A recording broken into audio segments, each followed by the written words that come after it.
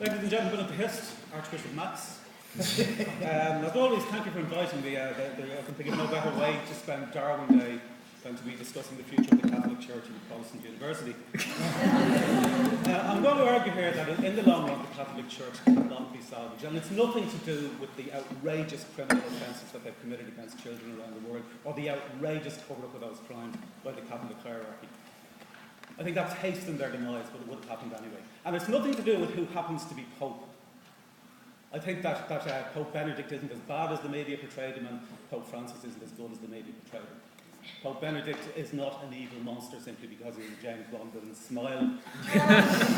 And Pope Francis is not a superhero simply because he can tie his own laces and walk across the road by himself.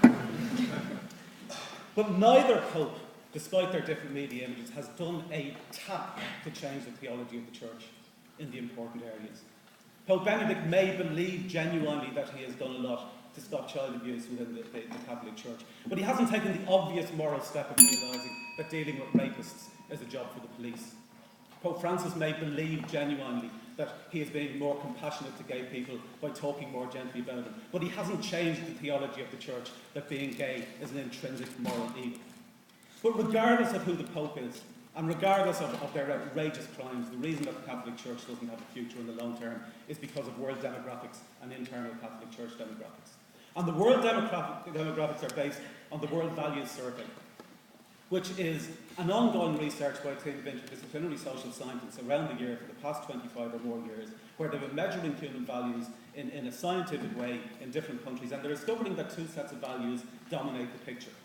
That when individuals are focused on survival values, then societies have traditional religious values. And when investment in education and health and communications technology and democracy enable individuals to move from survival values towards self-expression values, then societies move from traditional religious values towards secular rational values.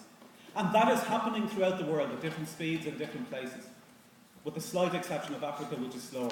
Individuals are moving towards self-expression values, and societies are moving towards secular rational values. And if you compare that with the internal demographics of the Catholic Church, and you realise that in 1900, when there were about 680 million Catholics in the world, 3/4 of them lived in the global north, mostly Europe and North America.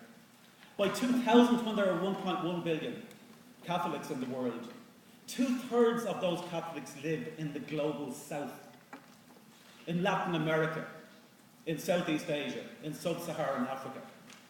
That's where the Catholic Church is demographically at the moment. And by the year 2050, it is estimated that 3/4 of the members of the Catholic Church will be based in the global south.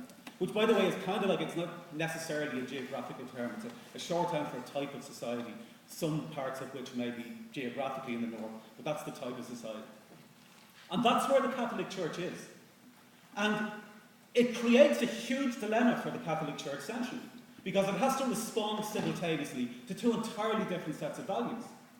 You have the global north, where to even most Catholics, the theology of the Catholic Church is seen as increasingly implausible, to downright silly.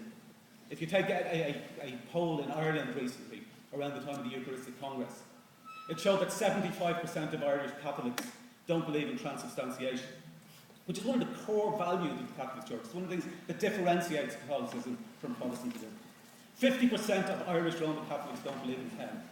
15% of Irish Roman Catholics don't believe that Jesus was the Son of God. And my personal favourite, 8% of Irish Roman Catholics don't believe in God.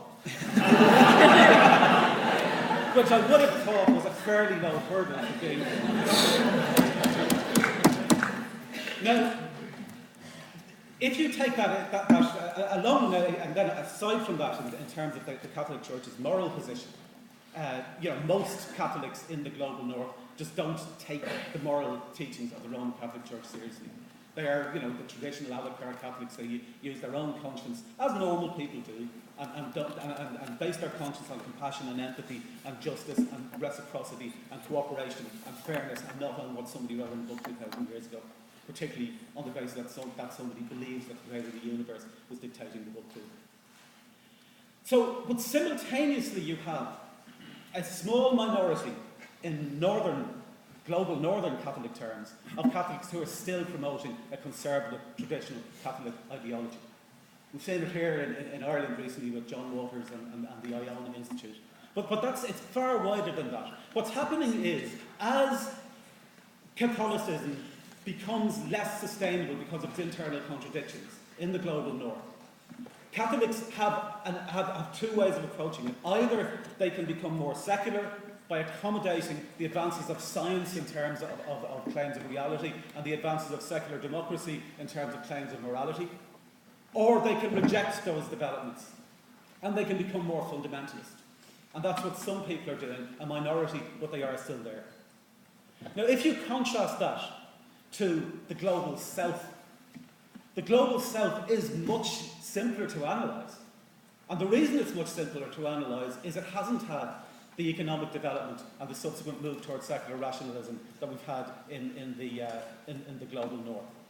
And so the Catholic Church in the global south is far more likely to be biblical literalist, is far more likely to be superstitious, is far more likely to believe in miracles and witchcraft and possessions and exorcisms, is far more likely to be very conservative on sexual matters, in terms of abortion, in terms of gay rights, in terms of contraception, in terms of divorce. It's far more likely to be more progressive in terms of social justice issues, like the environment and war and peace and race and free market capitalism.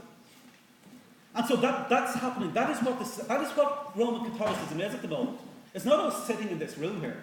That is where between 2/3 and 3/4 of Roman Catholics live. That is the ideology of Roman Catholicism. And frightening though it may seem to us, and bizarre though it may seem to us, the Iona Institute reflect Roman Catholic teaching and Roman Catholic thinking around the world far more than the liberal Catholics who oppose them in Ireland.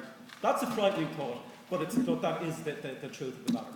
And so what you have for the Catholic Church, you've seen this also being played out in the Anglican Church at the moment, where in the Anglican Church there's a battle for gay rights in terms of both gay unions and gay bishops. And that has been played out on the same fault lines. It is the Anglicans from the sort of global north that are supporting these developments, and it's the Anglicans from the global south that are opposing these developments. And the same fault lines are there in the Catholic Church. Now, they're kind of hidden in the Catholic Church because the Catholic Church isn't a democracy. But they're still there, and the Catholic Church is going to have to address them. And how is it going to address them? Well, I suggest that there are 4 possible ways for the Catholic Church to try to address these fault lines. The first option that it has is it can decentralise theologically and have let people believe different things in the north and south. Now, it can't do that because that goes against the whole core of Catholicism. So they're not going to do that. It can try to continue its current policy of continued centralisation of theology, but saying different things in different places. That's what they've done all along. They've been the fall of religion. And the way they've operated that successfully, from the start, from the Bible, if you take the Bible the way Paul describes it as being all things to all men. And that's what they've tried to do. The first example in the Bible was Paul when he was trying to convert people, and they understandably, being grown, sensible adults, didn't want to be circumcised. And he was explaining that it had to be, eventually he did a deal with the Jesus disciples, that converts didn't have to be circumcised, but Jewish Christians did. Which reminds me of my favourite joke about Catholicism, which is Paul going back to the converts with news of that deal and saying, I've got good news and I've got bad news. Good news is you get to keep your foreskins. The bad news is you're not allowed to touch them. But they're not going to get away with that anymore, because you're in a world now where that kind of double talk won't work with instant communications, with global communications. So they've essentially got 2 options left. They can try to salvage the global north and lose the south, but they won't get away with that because the southern majority won't let them. Or they can try to build in the global south and lose the global north, which is what I suspect that they will do. But their difficulty there, if they do that, is that as well as losing their influence in the north, they will only maintain their influence in the south for so long as the global south remains underdeveloped. And once the global south becomes developed, then they will lose their influence there as well. And unlike Islam, which imposes its religion by force, they're not going to be able to do that, so they will back to be just a normal religion. And if the global south does not develop, then they are just another religion in just another part of the world, and they will just have to learn to live with that like the rest of the religions. On the basis of all of those arguments, I oppose the motion. Thank you.